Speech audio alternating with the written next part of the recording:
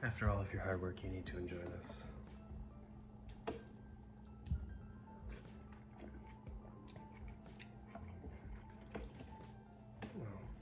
Keep in mind, you can always season it more now. You can add more sugar, you could add chilies and vinegar, you can add peanuts, more fish sauce. This is all up to you, the seasoning.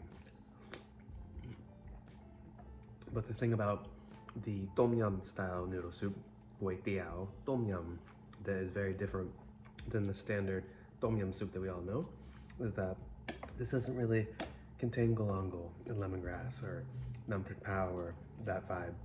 It's really just a base noodle soup that is seasoned by the vendor before it hits the table.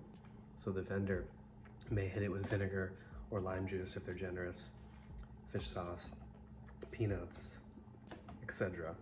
And then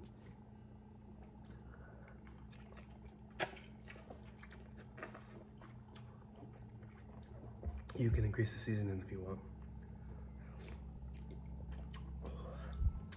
One of my first loves right here.